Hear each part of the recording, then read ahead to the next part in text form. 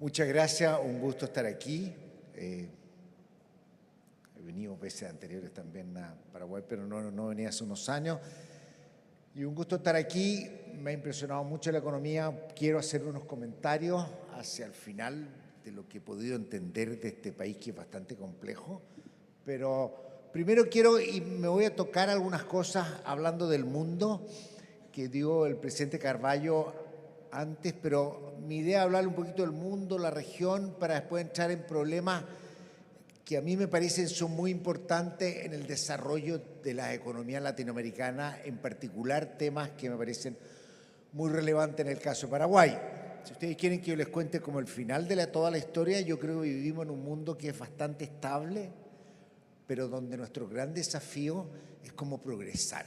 O sea, no corremos el riesgo del colapso, no corremos el riesgo de que vamos a tener una gran crisis, pero tampoco sabemos mucho cómo avanzar. Y eso es lo que voy a tratar un poquito de argumentar y reflexionar algo respecto del caso de Paraguay.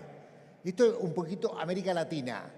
La línea más gruesa, lila que hay ahí, ese es Paraguay, para que se notara. Esto es el PIB per cápita respecto a Estados Unidos, que es una manera razonable de ver, porque normalmente cuando uno dice cuánto crece una economía, si el mundo está creciendo mucho, está creciendo poco, es difícil controlar por eso. Entonces nosotros decimos cuánto nos acercamos o no al país más rico del mundo. Obviamente alguien puede decir Luxemburgo y cosas, detalles, son detalles. Lo importante, y aquí nosotros vemos la región y América Latina, uno ve casos bastante dramáticos, como el caso de Argentina, ¿no es cierto?, el caso de México, que fueron economías que a principios de los años 80 eran bastante ricas respecto al resto del mundo y han caído mucho. El caso de Argentina es uno de los casos más dramáticos porque era de los 3 países más ricos del mundo a principios del siglo XX. Chile ha sido un caso bastante exitoso que en los últimos 10 años como que se le acabó el ritmo de crecimiento.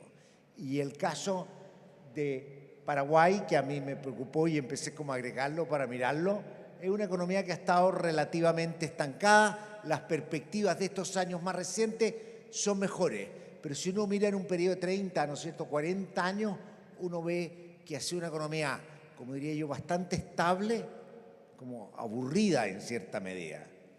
Muy estable, no estamos preocupados porque no tiene problemas, pero tampoco avanza mucho.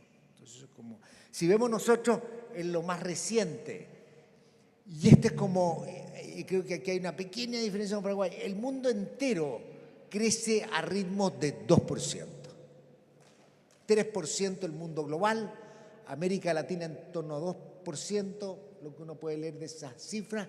El único lugar del mundo dinámico y que ha vuelto a ser muy dinámico es Asia, Indonesia, Malasia, países que están creciendo mucho, tasas de 5 o 6%. Por primera vez, China ya no es el país que más crece en el mundo, está a un ritmo normal, crece a 5%, es una economía que contribuye mucho al mundo. China era una economía muy pequeña en el año 80, cuando empezó a crecer, ¿cierto? Por lo tanto, crecía al 10-15%, no afectaba. Hoy día es prácticamente un cuarto del PIB del mundo. Cada punto de crecimiento contribuye bastante y es bastante importante. Aunque su crecimiento sea menor que el que tenía hace 10 años, el impulso que hace la economía mundial es bien importante, no siendo el país que ya va creciendo más y que es normal. Muchos esperan que sea India, todavía India es en habitantes muy cercano, en PIB per cápita es muy pequeño, por lo tanto no alcanza a marcar y mucha gente piensa que probablemente en 10, 20 años más podría ser China, no creo. En el caso de América Latina, todos los países crecen en torno a 2%, Paraguay es el que empuja un poco arriba de 3, 4%. No son tasas asombrosamente espectaculares como otros países, pero obviamente está destacando respecto a lo que vemos en la región. El mundo en general, y aquí yo quiero hacer un comentario que además en materia de crecimiento para cerrar este tema. Si uno mira, el mundo es la línea negra, siempre crece, como uno lo mira, entre 2 y 4%. ¿Qué es lo que nosotros observamos? Que América Latina, la línea roja, ¿no es cierto?, desde mediados de los 90 y salvo el principio de los 2000, pero hasta casi el 2013-2014, logró crecer con algún dinamismo más en promedio. Uno puede sacar un año, otro, logró avanzar y crecer más que la economía avanzada, más que Estados Unidos, por lo tanto empezó a acercar de manera leve sus niveles de ingreso a los niveles de ingreso de la economía avanzada. ¿No es cierto? En general, la economía emergente que está muy turbia por China y la línea gris, que son las 5 economías más fuertes de Asia, crecieron muy rápido. ¿Qué es lo que nosotros vemos? Que a América Latina se le acabó el entusiasmo a mediados de los 2010. Ha crecido bastante poco, crece menos que el mundo, crece menos que la economía emergente y ese, sin lugar a dudas, es el gran desafío que enfrentamos. Habiendo dicho todo eso relativamente negativo, ahí entre medio ustedes verán, estos son cifras promedio cada 5 años para no tener la aguda caída de COVID, por ejemplo, o la crisis financiera internacional, que en promedio de 5 años desaparece. Y en eso yo también quiero enfatizar algo que creo que es lo que les traté de decir al principio. El mundo hoy día es mucho más resiliente. Nosotros tuvimos el año 2021 una pandemia. No sé cuánto pasaron ustedes encerrados acá en Paraguay, pero en Chile pasamos encerrados 6 meses. En Chile nosotros los días miércoles esperábamos que llegara el día jueves adentro de la casa encerrado, eso era nuestra entretención, para saber si pasábamos de fase 5 a fase 4, lo que nos permitía salir 2 horas el fin de semana a la calle. O sea, la vida en pandemia. Ahora, eso era Chile, Paraguay obviamente fue más relajado, depende de condiciones sanitarias, pero el mundo fue un desastre el año 2021. Yo me acuerdo de haber viajado el mes de octubre, New York Kennedy, el aeropuerto, ¿no es cierto?, el JFK, que tiene miles de puertas, solo 3 puertas funcionando. Ese era el mundo. Ya, todo ese mundo que era de película, donde nos levantábamos la mañana para ver cuánta gente moría, porque era el fin del mundo. En ese mundo tremendo, el año 2020 produjo el mundo 100.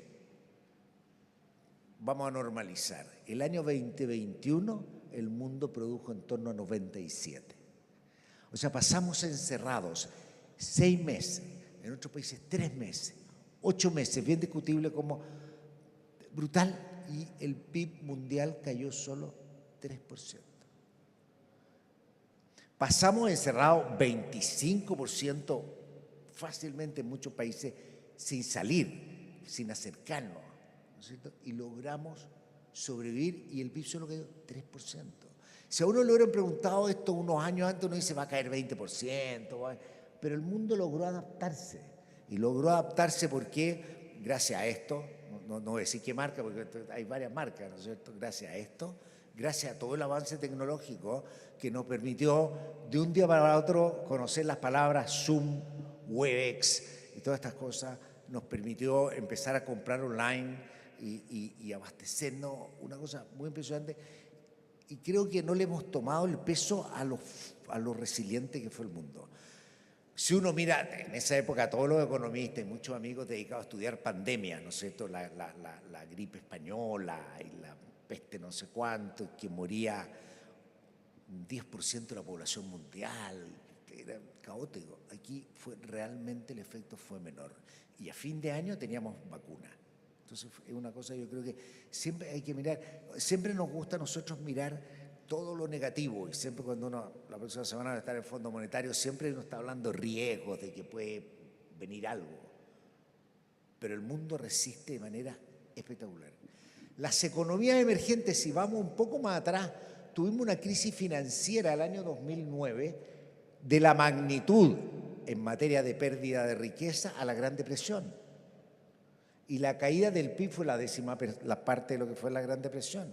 El desempleo subió muchísimo menos de lo que fue la Gran Depresión. Ya a los 2 años la economía estaba recuperada, cosa que en la Gran Depresión tomó aproximadamente 10 años, ¿no es cierto?, acercándose a la Segunda Guerra Mundial. Entonces, en ese sentido yo quiero decir, y por eso tengo una visión relativamente positiva de lo que ha significado la globalización, Durante la pandemia ustedes siguieron importando, la gente importó mucho además, pues se pusieron a importar televisores, para poder tener televisor en la casa y ver cuando estaban encerrados. No sé, los puertos estaban medio complicados porque costaba entrar, sacar, había que hacer todas las operaciones medio alejados del otro, pero el mundo siguió funcionando y siguió funcionando y importamos, compramos, produjimos, comimos y realmente impresionante lo que pasó. Por lo tanto, yo diría que habla bastante bien del Estado y de las oportunidades que tenemos. Mucho además, la globalización y el avance tecnológico nos permitieron resistir bien. Pero, ¿qué fue lo que nos quedó de ese periodo? Y muy bien lo relataba el presidente del Banco Central, que voy a hacer yo, la inflación. El mundo, después de la pandemia, tuvo dos problemas, dos cosas que causaron la inflación. La primera, estímulos fiscales como nunca. O sea, los países se gastó una brutalidad. ¿Y por qué? Porque había que darle a la gente que no podía comprar. Hubo una expansión fiscal muy, muy grande, lo cual impulsó la demanda de manera muy importante, ¿no es cierto? Y por otra parte, hubo problemas de oferta y mucho asociado a la pandemia, ¿no es cierto?, a poder conseguir suministros en las cadenas de producción, ¿no es cierto?, porque el comercio se trancó, se enredó. Todo eso hizo que subiera la inflación. En el mundo entero tuvimos por primera vez, casi en todos los países importantes, inflaciones de 2 dígitos, cosa que solo en América Latina, no en Paraguay, que son como raros, son como fuera de... En América Latina estábamos acostumbrados. Chile tuvo hasta el año 94, hasta el año 90, inflación promedio de 30%, sin contar países con hiperinflación como Argentina, Perú, Brasil, ¿no es cierto? Todos países de alta inflación. Nadie hubiera pensado, nunca habíamos tenido una cosa en la que América Latina, después de haber llegado a inflaciones bajas el año 2000, empieza a explotar la inflación y aquí vemos nosotros. Y la inflación, y nos presentaba los cuadros del presidente Carballo, ¿no es cierto?, y la inflación cae y vuelve a los niveles de un dígito y a niveles bastante normales. ¿Y por qué? Porque los bancos centrales, aquí está incluido, por su, gracias, ¿me encontró seco? ¿Viene con sorpresa? Gracias.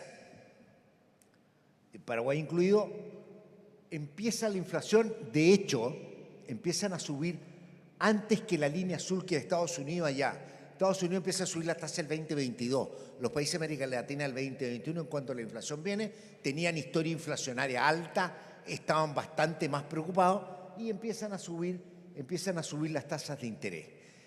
Y lo que deberían hacer, tratar de enfriar en algo la economía, bancos centrales creíbles, la gente van a devolver y la inflación empieza a controlarse.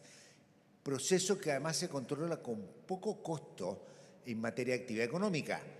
Hace 20, 30 años atrás, si uno quería bajar la inflación, tenía que apretar mucho más, la economía tenía que crujir mucho más. Hoy día, gracias a que los bancos centrales son creíbles, ¿qué significa esto? Que la gente dice, yo sé que van a hacer todo para que la inflación se devuelve y por lo tanto actúo fijando mis precios y salarios consistente con un banco central que es creíble y que va a bajar la inflación, los costos han sido bastante menores. Si uno da una mirada al mundo entero, esto es bien interesante. Aquí la lista de muchos más países, Estados Unidos, Europa, República Checa, todos los países, casos excepcionales, que no subió mucho, pero todos los países suben arriba del 10%. Está la línea roja en agosto del 2022. Ahí están todos los países con inflación altísima. La línea azul es pre-alza la inflación, prepandemia, para no enredar con los datos de la pandemia. Y agosto del 2024, que el último dato que tenemos, están saliendo los datos de septiembre recién. Y uno la figura, si saca el 2024, uno lo que mira es que la inmensa mayoría de los países ha logrado controlar la inflación. Hay países, Colombia, México, Chile hoy día tuvo un buen dato de inflación, así que va a moverse hacia allá. Han tenido un poco más de problema, tienen metas de inflación más altas, por lo tanto normal es que tengan como un punto más de inflación, pero en general lo que nosotros estamos viendo que la inflación se ha contrastado y eso es otro gran logro. En Paraguay ustedes no estaban acostumbrados a tener los niveles de inflación que tenemos nosotros y sobre todo a poder controlarla.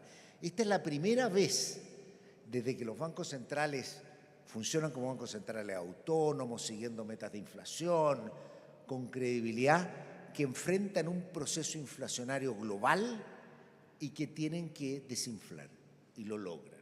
Entonces, por eso yo, como una manera de concluir relativamente simple de esto, en materia de crecimiento, excepto Asia, el crecimiento en el mundo es bastante moderado, la inflación ha sido controlada y el mundo es muy resiliente. Hemos tenido COVID, tuvimos la crisis financiera global, hemos pasado en los años 2000 por taper, tanto y un montón de periodos de alta volatilidad y nerviosismo y seguimos andando sin ningún problema.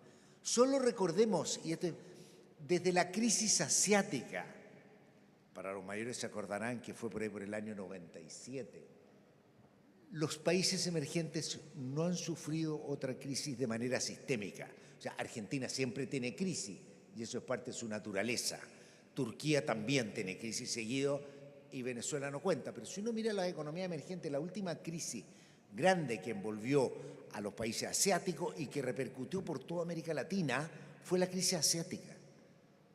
Estamos hablando nosotros de un periodo casi, ¿no es cierto?, 30 años atrás, que no hemos visto crisis en las economías emergentes. Y parte de eso es porque se ha hecho precisamente lo que muchos dijeron en materia de prudencia financiera, políticas fiscales razonables, siempre discutimos más o menos, los banqueros centrales son particularmente preocupados de qué está pasando con la política fiscal y su contribución a la estabilidad general, pero bastante razonable.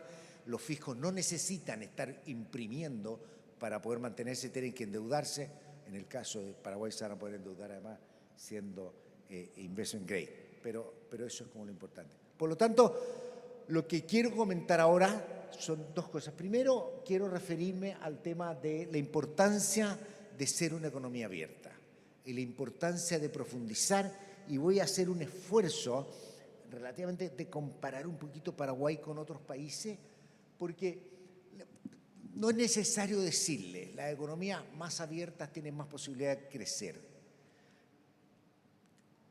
tienen más posibilidades de adquirir mejores tecnologías, mejores prácticas de producción, acceder a mercados más grandes, aprovechar economías de escala y todas las historias que los economistas repetimos, ¿no es cierto?, para enfatizar lo importante que es tener una economía abierta. Una cosa que en América Latina es particularmente relevante y que también incluso se da en el lado financiero, el caso chileno se da de manera también muy importante, porque son una economía muy dependiente de cobre, era de que las economías a medida que se abrían se podían hacer más vulnerables, porque estaban más expuestas al ciclo mundial. Precisamente ocurre todo lo contrario.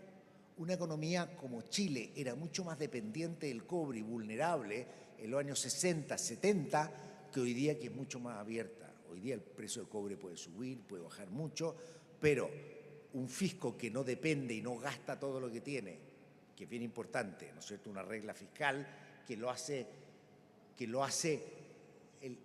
¿por qué Venezuela fue tan exitoso en un momento? Fue con el petróleo. ¿Y cuándo cayó Venezuela? Cuando cayó el precio del petróleo. ¿Por qué? Porque el fisco depende de los ingresos de la industria petrolera. Si uno logra tener una regla fiscal que lo hace alejarse del ciclo del precio de sus principales exportaciones, ¿no es cierto?, una buena, más un tipo de cambio flexible que ayuda al ajuste, que cuando uno tiene problemas económicos, ¿no es cierto?, como país, la moneda se debilita, un país se hace más barato y puede recuperar competitiva.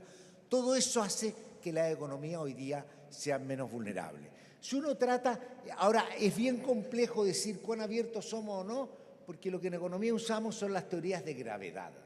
Básicamente, no todos los países pueden venderle al mundo lo mismo. ¿Por qué? Porque están ubicados en distintos lugares. Los países asiáticos están en el corazón de la producción mundial. Chile está lejísimo. Nadie va a venir a hacer una parte de un teléfono celular a Chile para devolverlo a Asia. A nadie se le va a ocurrir eso, pero lo puede hacer en Vietnam y terminar el producto en Corea. Por eso es importante ajustar esto por teoría de gravedad. Y algunos datos mirando a la región. ¿Y dónde estaría Paraguay, que es una economía bastante abierta, pero cuántos son sus exportaciones por persona? Con lo cual también mide un poco el tamaño del país, ¿no es cierto? Paraguay y Brasil son los que menos exportaciones por persona tienen de este grupo de países, Chile y Uruguay los que más tienen. Esto se explica, el caso de Brasil, que es una economía bastante cerrada, porque es muy grande y se abastece en ello, ¿no es cierto? El caso de Paraguay menor. Después aquí viene, este es un concepto bien discutible, así que yo lo pongo para complementar, que es cuán complejas son las exportaciones per cápita. Uno toma las exportaciones y las catalogan, y esto es una cosa de Ricardo Hausmann y otros economistas que se han dedicado a calcular y a medir el grado de complejidad de los bienes. Es discutible, pero también no aparece demasiado complejo. América Latina en general, Chile un poco más, en la industria de servicios, Asia es altamente complejo. Entonces esas son como las cosas que uno debería... todo esto antes de decir por qué nos pasa eso. La concentración, los menos concentrados, mientras más arriba este índice, más concentradas las exportaciones. Chile es un país altamente concentrado, o es bastante concentrado. ¿Por qué? Porque tiene mucho cobre. O sea, la manera de no ser concentrado para Chile sería cerrar las minas de cobre, pero eso obviamente no es muy rentable. O sea, es porque por naturaleza uno tiene mucho. El caso de Paraguay no es tan así y es bastante concentrado. Y parte de eso es porque tiene pocas exportaciones de manufactura relativo a otros países y de servicios. Ahí de nuevo hay un índice de complejidad, pero siempre hay dudas. Y por último, a pesar de todo, las economías en América Latina, lo de abajo es cuánto predicen estas teorías de gravedad que deberían ser las exportaciones no recursos naturales,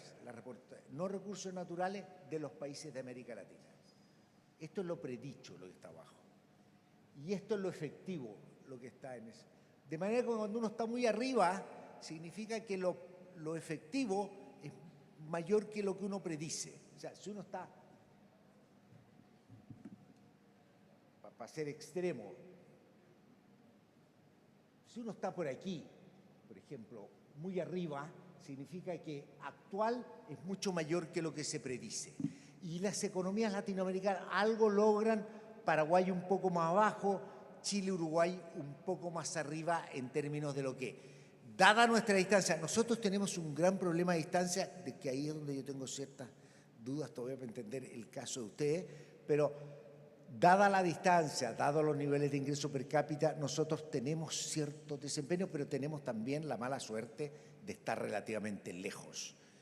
América Latina 30, 40 años atrás o 50 años atrás podría haber tratado de ser como Asia y sería muy dinámica y tendríamos mucha capacidad de crecer entre nosotros. Hoy día una región bastante menos dinámica con bastante menos niveles de ingreso. Por lo tanto, cuando uno trata, estos son unos estudios que lo ha hecho un economista Salinas del Fondo Monetario, bien cuidadoso en tratar de entender esto. Dice, ¿qué cosas uno tiene para hacer exportar, integrarse más? ¿Y qué lo explicaría en el caso de Paraguay, que fuimos a ver los datos? Una cosa estándar para todos los países es, ¿no es cierto?, es tener aranceles bajos. Ustedes están relativamente topados en Paraguay también porque es un ingreso fiscal. Entonces, pero aranceles bajos, lo más bajo posible, porque además no es el ideal usar la política tarifaria como herramienta del presupuesto público. Entonces, uno preferiría tener otro tipo de impuestos y tener la economía lo más abierta posible y un tipo de cambio realista. ¿Cómo se hace realista? La primera regla es dejarlo flotar y que el mercado vaya indicando hacia dónde va, y los bancos centrales, si ven algún problema complicado, van a intervenir y van a tratar. Pero lo primero es ver hacia dónde va, dado lo que está pasando. Pero en el caso de Paraguay, cuando uno analiza estos resultados de estos trabajos, hay tres cosas que muestran ciertos grados de debilidad que explicaría por qué la economía no es tan abierta y yo creo que también indica por qué su dinamismo no es tan grande. Primero, los niveles de educación. Los niveles de educación son relativamente bajos, con resultados en los test relativamente pobres. No con el cuidado que no son tan lejos de lo que es su PIB per cápita, porque tiene un PIB per cápita comparativamente más bajo, pero ahí está. La segunda cosa, que también hay mediciones, y uno cuando viaja también lo constata, es la infraestructura. ¿Cuál es la infraestructura? ¿Qué es lo que nos ayuda a esto para poder integrarnos al mundo? Pues necesitamos buenos, ¿no es cierto?, aeropuertos, buena conectividad, buena salida de nuestros productos, hace cosas tan como simples como esa, y los datos indicarían que en el caso de Paraguay serían relativamente bajos. Y el otro, que sigo pensando bastante, que son los niveles de gobernabilidad. ¿No es cierto? Y niveles de gobernabilidad que hay, la calidad de la regulación, el imperio de la ley, o sea, la fortaleza que tiene y el control de la corrupción. Y aquí antes de seguir voy a hacer como una reflexión general que a mí me ha surgido, y lo conversamos con un embajador que estuvo en Suiza, ¿no es cierto?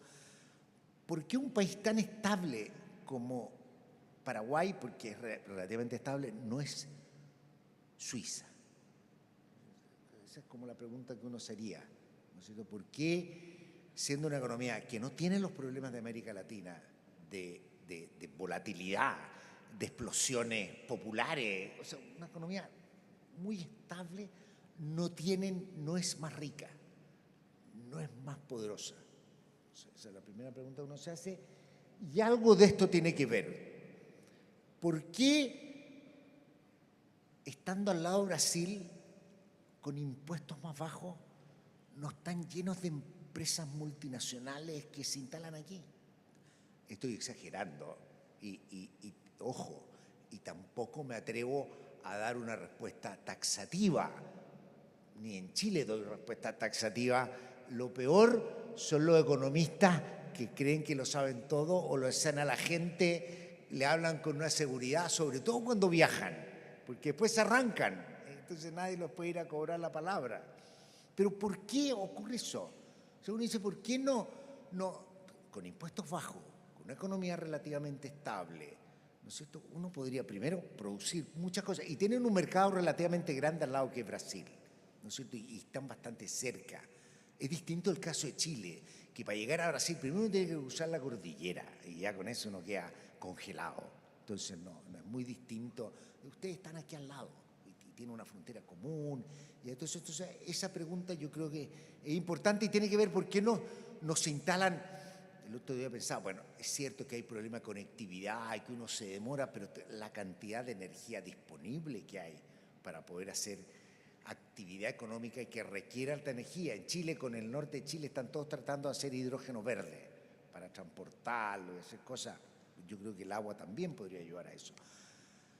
Sin decir por qué está pasando eso, hay temas de conectividad, pero la demanda energética de la computación hoy día, ¿no es cierto?, de los nuevos equipos, los data centers, lo que consumen de energía y la escasez de energía en el mundo y con lo que uno tiene, o sea, uno piensa por qué eso no ocurre. ¿Y por qué eso no ocurre? Y a mí también me cuesta pensar porque hay países en los que de repente van y le suben los impuestos a las empresas o se los bajan. Acá los impuestos son relativamente bajos. Entonces y tampoco están cambiando mucho, pero algo tiene que ver con la calidad de la gobernabilidad. Y la calidad de la gobernabilidad, que además es muy importante para las grandes empresas, porque tiene que ver con, además, su propia reputación de cómo producen. Y por eso hay tanta exigencia hoy día y donde antes de instalarse en un país, muchas veces más allá de los checks de calidad y todo tiene mucho que ver con eso. Quedan 8, estoy alargando en 2 términos. A veces, está bien, quedan 8 minutos. Voy a terminar en 2. ¿Puedo? ¿O tengo que rellenar los otros 6? Pues puedo rellenar. Cuando uno es profesor, economista y ha estado en política, uno lo tiene que sacar con la fuerza pública. Pero creo que eso es importante. He estado todos estos días pensando, ¿no es cierto? Y desde que empecé a mirar los datos de Paraguay, cuando veo, claro, en Chile tenemos estallidos sociales de repente, ¿no es cierto? Y hay conflictos grandes. Y acá es una estabilidad que algo falta para que esa estabilidad también uno lo pueda traducir en un gran ambiente de negocio y clima de crecimiento. Eso es como lo que... Y por último, el otro tema que es bien importante en el caso bueno, solo 2 minutos final, otro caso bien importante en Paraguay es la informalidad. Hay que tener mucho cuidado con decir que la informalidad está asociada al nivel de desarrollo, o sea, la informalidad no necesariamente es la causa, es el resultado también. Entonces, como que se retroalimentan conjuntamente. Nosotros vemos aquí, puse unos datos, pero que llegan hasta el 2017, siempre se tiende a sacar la pandemia, porque la pandemia la informalidad subió y se quedó pegada más alta. Pero nosotros tenemos que en Latinoamérica, datos más recientes, como 1/3 de la actividad económica informal, en Paraguay bastante más cerca a la mitad de la actividad económica informal. Y eso obviamente es un problema. Es un problema primero porque está la mitad de la actividad económica, la mitad. Si supongamos que le pudiéramos cobrar el impuesto a todos más o menos parejo, está la mitad de la actividad económica sin pagar impuestos. Ahora, nadie piensa llegar al 0%, pero uno podría decir, puedo tener, en vez de informalidad de 50, de 20, de 30, y eso tendría un impacto muy importante en la recaudación. Recaudación que nunca está de más, por ejemplo, cuando uno tiene déficit social o déficit de infraestructura. O sea, precisamente si hay debilidad de infraestructura, más allá de que uno siempre puede concesionar, pero se requiere tener respaldo fiscal y se tiene que tener respaldo en ingresos. Y ahí está la tensión que vive una economía y dice, ya, subamos los impuestos, pero a los que pagan, porque hay una gran cantidad de informalidad. Por eso es bastante importante. Terminamos con la informalidad también. La informalidad genera e incentiva actividad que no crece, que no tiene interés en crecer, que no tiene interés en modernizarse, porque parte de la informalidad tiene que ver con prácticas que a uno le permiten no llamar la atención de la autoridad, pongamos, no sé cómo decirlo, pero no hay incentivos a crecer, a expandirse, porque cuando uno crece tiene que empezar a pagar impuestos, tiene que formalizarse, tiene que empezar a pedir permiso, tiene que incorporarse a la actividad. Entonces eso claramente es bastante importante. Y también cuando yo aprendí informalidad, hay muchos libros y discusiones de informalidad. No es obvio, no hay una regla sencilla. Lo único que yo puedo decir por experiencia, más que por lo que he leído y las cosas que uno busca, la informalidad. Y hoy día nosotros tenemos la tecnología que nos puede permitir combatir la informalidad. Por ejemplo, a través de todo lo que es los medios de pago electrónico, hay mucha más posibilidad de control por la autoridad de impuestos, por la autoridad tributaria. ¿No sé? Segundo, la modernización del Estado y lo que uno puede llegar para favorecer. Pues muchas veces la informalidad no es maldad, es que uno dice, mira, si me voy a pasar 6 meses tratando de hacer algo para tener una empresa, para hacer algo formal, mejor sigo en la informalidad. Hoy día hay muchas herramientas tecnológicas que se pueden aprovechar desde el Estado. Por lo tanto, una modernización del Estado, ¿no es cierto?, y usando mucho la tecnología, obviamente es muy importante para avanzar en la informalidad. No solo, y con esto voy a terminar, no solo, y porque podría hablar más de 8 minutos y me prohíbe, pero nosotros hoy día tenemos otro gran desarrollo y cosa fuerte que viene en el mundo, y es la inteligencia artificial y el desarrollo tecnológico. Aquí hay 2 vertientes. Unos que dicen la inteligencia artificial, todo eso todavía no pesca, no va a pasar nada. cuando uno ve el poderío que puede tener y que está empezando a tener en el mundo, en los últimos 20 años ha habido mucho avance en cosas tecnológicas, mucho avance en equipamiento, ¿no es cierto? Los smartphones salieron, pero desde el punto de vista de la tecnología, más allá de las redes sociales que nacen a principios de los 2000, no ha habido mucha penetración de otra cosa. O sea, estamos todo el día metidos en las redes sociales, que ya eso es suficiente, pero no ha habido mucho. Hubo en algún momento, ¿no es cierto?, entraron el 2009 las monedas digitales. Podría hablar mucho rato, pero no sirve para nada. O sea, es una entretención que tiene valor. Es como es jugar un poquito al casino, tiene valor, pero no. Y muchos bancos centrales dicen, bueno, vámonos al camino digital nosotros. Ya. Apareció el metaverso, que uno se pone anteojo y ve todas las, no sé. Pero la inteligencia artificial yo creo que va a tener impacto en el mercado laboral, en la forma de hacer negocio, en la forma de relacionarnos, muy grande. Y aquí tenemos dos opciones. O la abordamos en serio con la regulación que van a poner los europeos. Los europeos son muy buenos para poner regulación, así que esperemos que ellos regulen, pero a tomarla en serio o ignorarla y que nos pase por el lado y que al final pase por encima de nosotros, no por el lado. Así que tenemos una tremenda oportunidad. Yo soy bastante optimista en lo que podemos aprovechar de esto. Hay muchos riesgos, pero obviamente tenemos un mundo que tal como en lo macro ha estado muy fuerte, creo que ahora en el ámbito tecnológico viene también cosas bastante importantes. Así que voy a terminar hasta aquí. Muchas gracias.